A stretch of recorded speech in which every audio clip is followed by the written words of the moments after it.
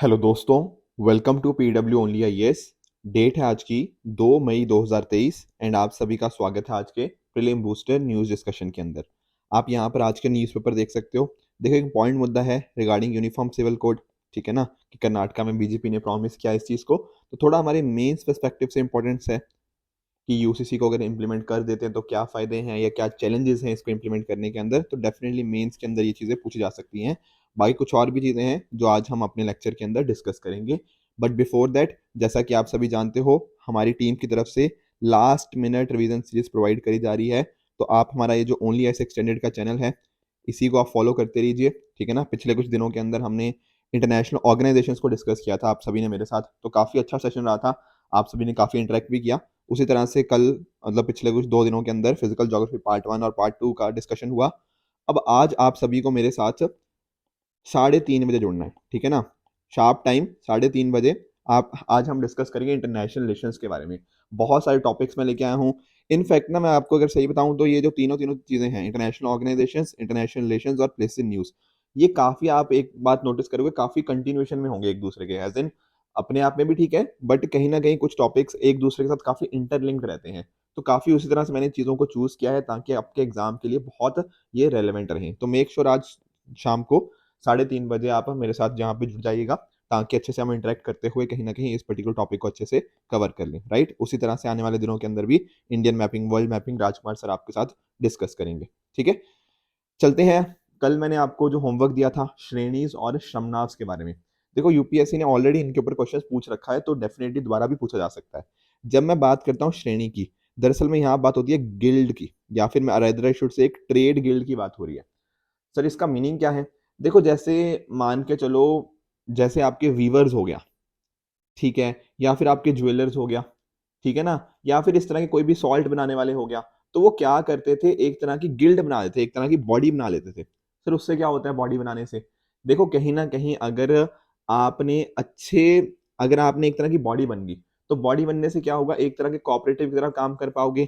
आप जो प्राइजेस हैं उनको एक तरह से कंट्रोल कर पाओगे। जो आपके प्रैक्टिसेस हैं, बिजनेस के रूल्स वगैरह हैं, उनको डिटरमिन कर पाओगे। जो प्रोडक्शन की क्वालिटी है वो ढंग से हो पाएगी। तो ये सारी की सारी इस तरह की अलग अलग चीजें होती थी ना, वो गिल्ड्स के थ्रू करी जाती थी। तो ये जो हम ट्रेड गिल्ड बोलते हैं ना, इसी को हम क्या बोलते हैं, श्रेणीज। आप एंशियंट अपने उसमें देखोगे ना, तो जैसे गुप्ता पीरियड के टाइम पर हमें देखने को मिलता है ट्रेड गिल्ड्स के बारे में। ठीक है, अलग अलग जो लिटरेचर लिखती है उसमें हमें इनका फंक्शनिंग हमें यहाँ पे देखने को मिल जाती है। तो यूपीएससी ऑलरेडी इसके रिगार्डिंग पूछ चुका है, तो आई होप आप इनको समझ गए होंगे। ठीक है ना। उसी तरह से जब मैं बात करता हूँ श्रमनाश के बारे में, देखो, जब बात होती है श्रमनाश, श्रमनाश के बाद जब हम बात करते हैं, हम जनरली बात करते हैं तपस्वी जो होते हैं ना, उनकी बात करते हैं, या फिर जो असेटिक्स होते हैं। ठीक है ना, जो एक तरह से काफी हार्श लाइफस्टाइल जीते हैं, जो उनको आप मॉक्स भी कह सकते हो। ठीक है ना, जैनिज्म और बुद्धिज्म के अंदर हमें मॉक्स के टर्म्स भी देखने को मिलते हैं, बिल्कुल। तो वह कहीं ना कहीं उनको श्रमनाश बोलते हैं। कई बार आपने श्रमनिक ट्रेडिशन सुना होगा या श्रमना ट्रेडिशन सुना होगा। ठीक है, दरअसल में क्या है ना, जो श्रमणा ट्रेडिशन की बात हो रही है, हम बात कर रहे हैं, जैसे फॉर एग्जांपल बुद्धिज्म हो गया, जैनिज्म हो गया, इस तरह के ग्रुप्स की बात कर रहे हैं, जहां पर वो अपनी जो वर्ल्डली लाइफ है उसको छोड़कर, ठीक है ना, सच की तलाश में जो घूमते हैं ना, उनको श्रमणिक ट्रेडिशन बोला जाता है। तो जो श्रमणास थे ना, इन्होंने जो ब्राह्मणिज्म की जो अथॉरिटी थी उसको एक तरह से खत्म किया, और जो ऑर्थोडॉक्स आइडियाज हमें देखने को मिलते थे उनके अगेंस्ट अपनी आवाज उठाई है। ठीक है ना, तो ये आपको पता होना चाहिए था श्रेणीज और श्रमनाश के बारे में, क्योंकि दोनों के दोनों बहुत इंपॉर्टेंट है। श्रमनाश तो आई थिंक 2 बार पूछ लिया गया है यूपीएससी के द्वारा, श्रेणी के बारे में भी प्रीवियस ईयर क्वेश्चन हमसे पूछा जा चुका है। इसी तरह से कल के लिए आप सभी का होमवर्क रहेगा, आप अहादीस के बारे में बताओगे कि आखिर अहादीस क्या होते थे। ठीक है, और परमितास, इन दोनों का मुझे नीचे कमेंट सेक्शन में आप इनका आंसर बताओगे। राइट, चलते हैं आगे। आगे हमें पढ़ना है बिहन मेला के बारे में। देखो, काफी इंपॉर्टेंट है, काफी इंटरेस्टिंग भी है, इसके बारे में जान के मैं आपको समझाता हूँ। दरअसल में ना 2019 ऑनवर्ड्स एक ओडिशा के अंदर नयागढ़ डिस्ट्रिक्ट है, उन्होंने अपना एक एक जो इवेंट होता है दैट इज बिहन मेला, इसको ऐड किया है अपने कैलेंडर ऑफ फेस्टिवल्स और सेलिब्रेशन के अंदर। तो वहाँ की ना एक कौन ट्राइब है, इसको मैं समझाऊंगा कौन ट्राइब क्या होती है, पर आप मीनिंग समझो कि अच्छा, एक फेस्टिवल की बात हो रही है यहाँ पे। ठीक है, अब ये बिहन मेला ना दरअसल में क्या है, एक सीड फेस्टिवल है। अच्छा, तो सर इसमें पार्टिसिपेट कौन करता है? इसमें पार्टिसिपेट करते हैं फार्मर्स। समझने की कोशिश करना। देखो, यहाँ पर ना जब हम बात करते हैं उड़ीसा की जो कौंद ट्राइब है, यहाँ पर ये एग्रीकल्चर जो प्रैक्टिस करते हैं जो लोग, वो बहुत ही छोटे स्केल के ऊपर करते हैं। आप सुनते हो ना मार्जिनल फार्मर्स, तो बिल्कुल ये मार्जिनल फार्मर्स ही हैं, ठीक है ना। तो इनके पास सर पानी वानी तो होता नहीं होगा, तो कैसे डिपेंड करते होंगे, ये मानसून रेन के ऊपर डिपेंडेंट है, ठीक है। पानी उतना नहीं मिल पाता तो मानसून रेन के ऊपर डिपेंडेंट है। तो होता क्या है, काफी बार पानी मान लो, हो सकता है कई बार बरसात बहुत ज्यादा होगी, ठीक है ना, या कुछ पेस्ट ने अटैक कर दिया, इस वजह से क्या होता है, इनकी फसलें खराब हो जाती हैं, ठीक है। एंड ऊपर से कभी ना कभी देखो, जैसे हम ग्रीन रेवोल्यूशन से पहले हम अलग अलग तरह की क्रॉप्स को उगाते थे, स्पेशली जो इनकी लोकल नेटिव क्रॉप्स थी उनको उगाया जाता था। पर ग्रीन रेवोल्यूशन आने के बाद इन्होंने इनको उगाना बंद कर दिया। तो इससे क्या होने लगा, इससे होने ये लगा कि बहुत सारे पेस्ट यहाँ पे आने लग गए, इस तरह की सिचुएशंस होने लग गई। तो इनका एग्रीकल्चर काफी डिक्लाइन कर गया, क्रॉप लॉस होने लग गया, ये सारी चीजें होने लगी। तो फूड सिक्योरिटी क्वेश्चन मार्क में आ गई, ठीक है ना। अब ये जो सीड फेस्टिवल मनाया जाने लगा है ना, ये दरअसल में इसी चीज को प्रमोट करता है। किस चीज को सर, कि भैया अपने जो ट्रेडिशनल वेज हैं फार्मिंग के, वो काम करना चाहिए। जैसे फॉर एग्जांपल आप मिक्स्ड क्रॉपिंग करिए, ठीक है ना। आप कहीं ना कहीं उन फसलों को उगाओ जो आपकी लोकल वेराइटीज हैं, उसके बेसिस पे क्या होगा, ये पेस्ट अटैक नहीं होंगे, आपकी फसल बचने के या आपकी फसल के अच्छे होने के चांसेस यहाँ पे ज्यादा होते हैं। इसलिए इस पर्टिकुलर फेस्टिवल को मनाया जाता है, गेटिंग द पॉइंट। तो एक तरह से ट्रेडिशनल इंस्ट्रूमेंट्स को यहाँ पे कहीं ना कहीं यूज किया जाता है। तो यहाँ पर होता क्या है सर, फेस्टिवल मनाया कब जाता है, ये देखो जब आपने खरीफ क्रॉप को एक तरह से हार्वेस्ट कर दिया ना, उस टाइम पे होता है। खरीफ क्रॉप आप सभी जानते होंगे, ठीक है ना। तो वो सारी चीजें हमें देखने को मिल जाती हैं। तो एक तरह से वुमेन इसमें काफी एक इंपॉर्टेंट रोल प्ले करती हैं। वो सीड्स को कलेक्ट कर लेती हैं, इंडिजिनस वैरायटीज को, आप समझ गए होंगे इंडिजिनस वैरायटीज क्यों कलेक्ट किया जा रहा है, एंड उनको अर्थन पॉट्स में स्टोर कर लिया जाता है। फिर दिसंबर में कोई दिन के अंदर क्या किया जाता है, वो पॉट्स को डेकोरेट करते हैं रेड एंड व्हाइट मोटिव्स के थ्रू। उनको बैम्बू बास्केट, मतलब उनके अंदर एक बैम्बू बास्केट के अंदर उनको प्लेस किया जाता है, एंड इस तरह से अपने सर के ऊपर रखकर पूरे विलेज में उसको घुमाया जाता है। Getting the point. तो एक तरह का मेला ही हो जाता है। आप इनफैक्ट ना इनकी वीडियोस भी देख सकते हो यूट्यूब के ऊपर, वो भी आपको देखने को मिल जाएंगी, ताकि एक तरह से फार्मर्स को हेल्प किया जाए, ताकि वो ट्रेडिशनल वेज ऑफ फार्मिंग तरफ मूव कर पाए। तो एक तो मीनिंग पता होना चाहिए कि बिहन मेला आखिर रिलेटेड किसके है, तो फार्मिंग से रिलेटेड है। अब देखो कौन सी ट्राइब थी यहाँ पे, मैंने बताया ना ओडिशा के नयागढ़ डिस्ट्रिक्ट की कौन सी ट्राइब थी, कौंद ट्राइब। तो कौंद ट्राइब ओडिशा में देखने को मिलती है, वहां पे जो हिल्स है, वहां के जंगल है ईस्ट इंडिया में, वहां आपको देखने को मिल जाएंगी। अब दो पर्टिकुलर डिविजन है इनकी, एक तो होगी हिल ट्राइब्स, एक होगी प्लेन ट्राइब्स, ठीक है ना। उनमें भी फर्दर सब ट्राइब्स हैं, जैसे डोंगरिया, कौवी, कुटिया, लांगुली, बेंगा, झरनिया, राजकौंस, ये सारे आपको यहाँ पे देखने को मिल जाएंगे। अब इनके द्वारा जो लैंग्वेज बोली जाती है उनको कुई एंड कुवी बोला जाता है। अब एक बात नोटिस करना कि ये लैंग्वेज तो बोलते हैं, पर इनकी ना खुद की कोई स्क्रिप्ट नहीं है, ठीक है। तो सर स्क्रिप्ट कौन सी यूज करी जाती है, देखो जब होती है कोई लैंग्वेज, वहां पर उड़िया स्क्रिप्ट यूज करी जाती है, और जो कुवी है वहां पर यूज करी जाती है तेलुगु स्क्रिप्ट। तो ध्यान रखना कि द्रविडियन फैमिली जो होती है उनके साथ काफी इनका स्ट्रॉन्ग सिमिलरिटीज हैं, जैसे फॉर एग्जांपल तेलुगु, तमिल, कन्नड़ा के साथ इनकी काफी यहाँ पे क्लोज सिमिलरिटी है। तो आई होप बिहन मेला क्या होता है एंड कौन द ट्राइब क्या है, ये दोनों चीजें आप अच्छे से समझ गए होंगे। अगले टॉपिक की तरफ चलते हैं, दैट इज ब्लू वॉशिंग। देखो पहले ना मैं आपको ग्रीन वॉशिंग समझा देता हूँ। एक बार आपने ग्रीन वॉशिंग को समझ लिया, आप ब्लू वॉशिंग आसानी से समझ जाओगे।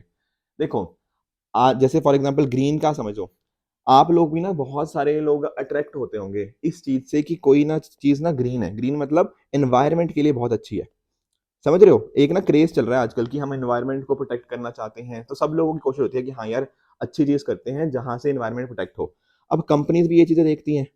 अब कंपनी पता क्या करती है, कंपनी बोलती है कि यार ये हमारा ना प्रोडक्ट खरीदो, ठीक है ना, ये प्रोडक्ट आपको वैसे भी आपको चाहिए था, प्लस साथ ही साथ ना ये एनवायरनमेंट फ्रेंडली भी है। अब आप लोग देखोगे कि हाँ यार अच्छा प्रोडक्ट मुझे चाहिए भी, और प्रोडक्ट एनवायरनमेंट फ्रेंडली भी है।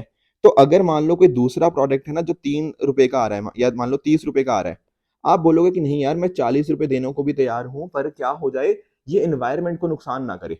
तो ये वाली कंपनी ने एक्चुअल में ऐसा ही प्रोडक्ट बनाया, और उसने बोला कि यार हुआ क्या, ये प्रोडक्ट आपको चाहिए भी, प्लस एनवायरनमेंट फ्रेंडली भी है, तो आप ना शायद ये 30 रुपए वाले की छोड़ के आप 40 रुपए वाला ले लोगे, क्योंकि आपको पता है कि एनवायरनमेंट को ये प्रोटेक्ट करेगा। पर ऐसा भी तो सर हो सकता है, ये इस पर्टिकुलर कंपनी ने जो क्लेम किया कि एनवायरनमेंट फ्रेंडली है, ये गलत क्लेम हो, ये जानबूझ के इसने झूठा क्लेम कर दिया हो सकता है या नहीं हो सकता, बिल्कुल। दरअसल में कुछ कंपनीज ऐसा ही कर रही हैं, वो आपको बेवकूफ बनाने की कोशिश कर रही हैं। कैसे, वो बोलती हैं कि भैया हमारा ये जो प्रोडक्ट है वो एनवायरनमेंट के लिए बहुत अच्छा है, पर दरअसल में ऐसा होता ही नहीं है। इनफैक्ट ना बहुत सारी कंपनीज के ऊपर, जो बड़ी बड़ी कंपनीज है ना, जैसे स्टारबक्स हो गया, इनके ऊपर भी इस तरह के इल्जाम लगते रहे हैं कि ये सिर्फ कहने की बातें हैं कि हम एनवायरनमेंट फ्रेंडली हैं, पर दरअसल में वहां पर एनवायरनमेंट को काफी नुकसान भी देखने को मिल जाता है। इवन जो कुछ कप्स वगैरह बनाए जाते हैं, उनके अंदर भी बोल देते हैं कि इन्वायरमेंट फ्रेंडली है, पर वो दरअसल में होते नहीं है। तो यहाँ पे आपके ब्रेन को एक तरह से वॉश किया जा रहा है बाय सेइंग कि ये ग्रीन है। Getting the point? तो ग्रीन वॉशिंग में तो हो गया कि सर हाँ, एनवायरमेंट की बात होगी, एनवायरमेंट के नाम पे अपनी कमिटमेंट्स को ओवरस्टेट किया जा रहा है। तो ब्लू वॉशिंग क्या है?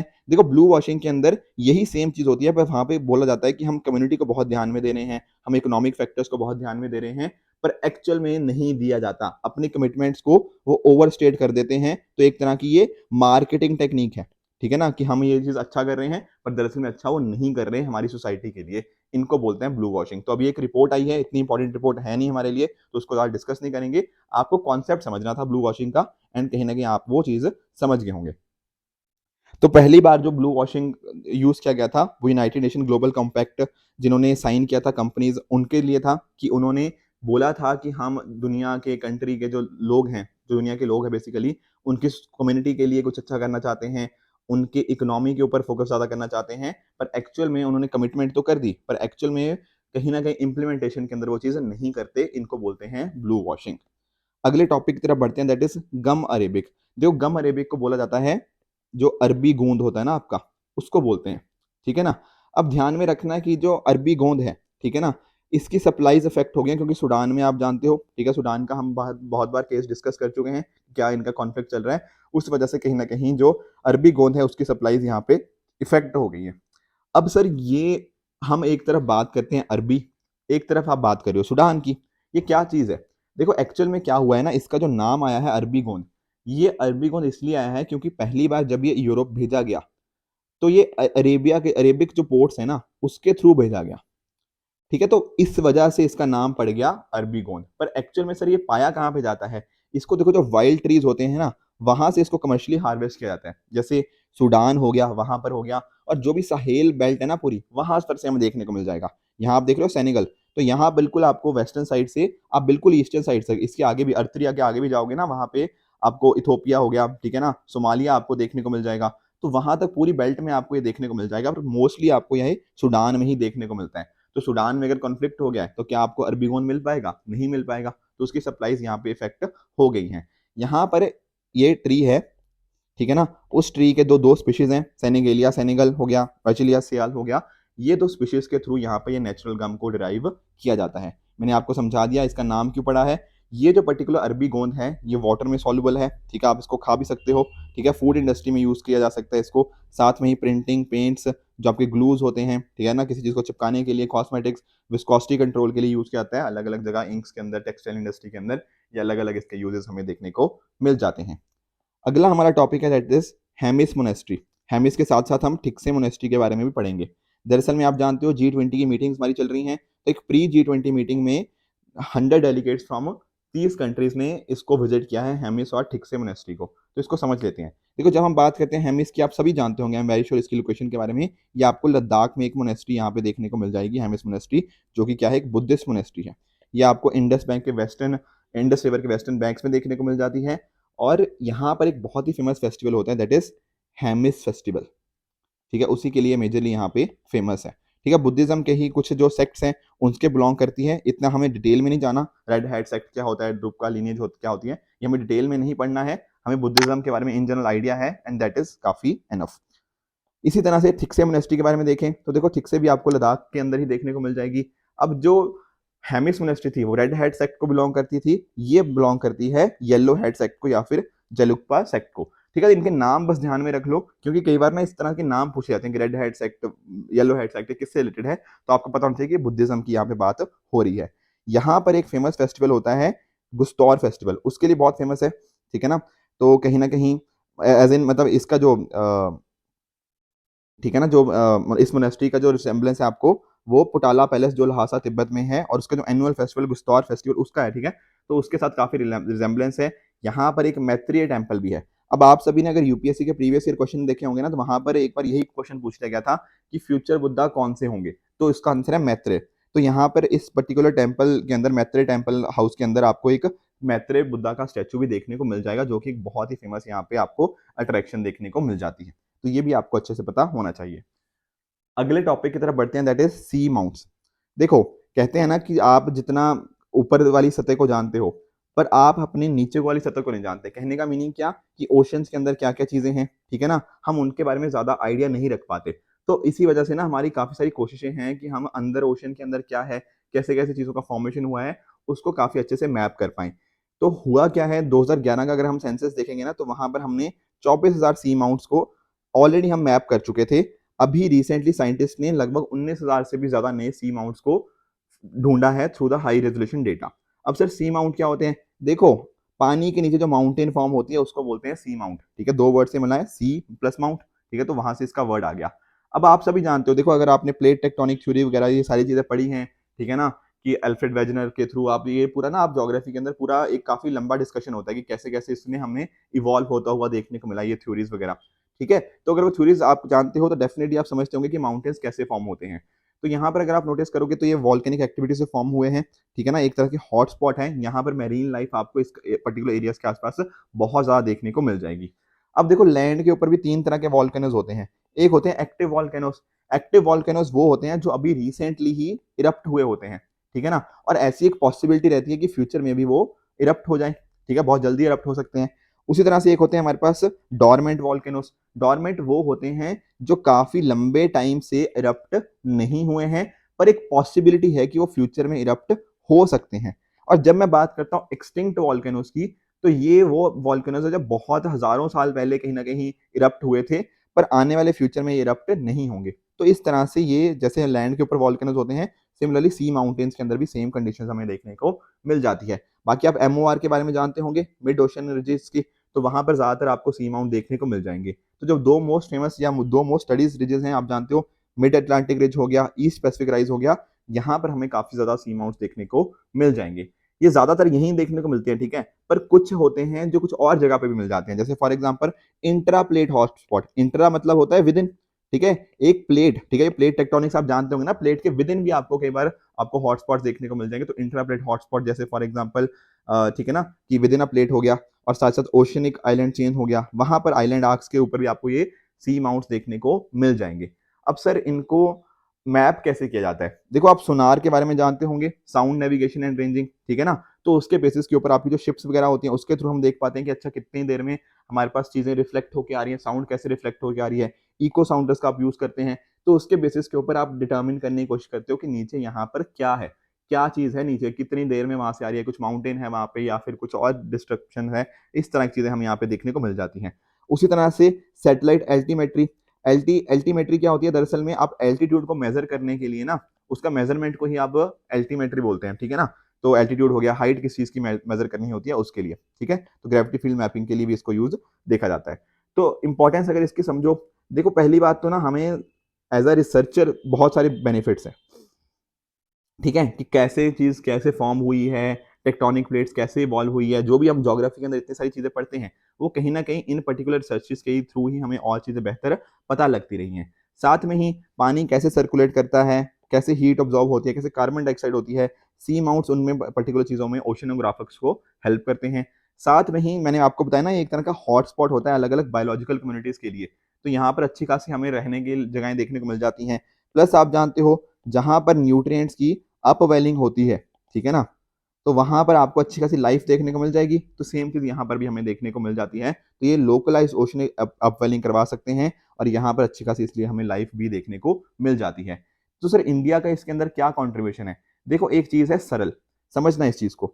सरल की फुल फॉर्म क्या है, सरल दरअसल क्या है, एक तरह की सैटेलाइट है, और इसकी फुल फॉर्म यही है, सैटेलाइट विद आर्गोस एंड एल्टिका, ठीक है, एक है आर्गोस एक है एल्टिका, यही फुल फॉर्म है, सैटेलाइट विद आर्गोस एंड एल्टिका। तो ये क्या चीज है सर, देखो जब बात करते हैं मैं आर्गोस की, आर्गोस दरअसल में एक हमारा डेटा कलेक्शन सिस्टम है, ठीक है, उसका नाम है आर्गोस। और उसी तरह से जब हम बात करते हैं एल्टिका की, ये एक एल्टीमीटर है, एक तरह से हमने ढूंढने के लिए कितनी उसकी हाइट वगैरह है, ठीक है ना। तो सैटेलाइट विद आर्गोस एंड एल्टिका, ये सरल एक सैटेलाइट है जो कि इंडिया और फ्रांस ने डेवलप की है, ताकि हम ओशनोग्राफिक स्टडीज को एक तरह से कर पाए।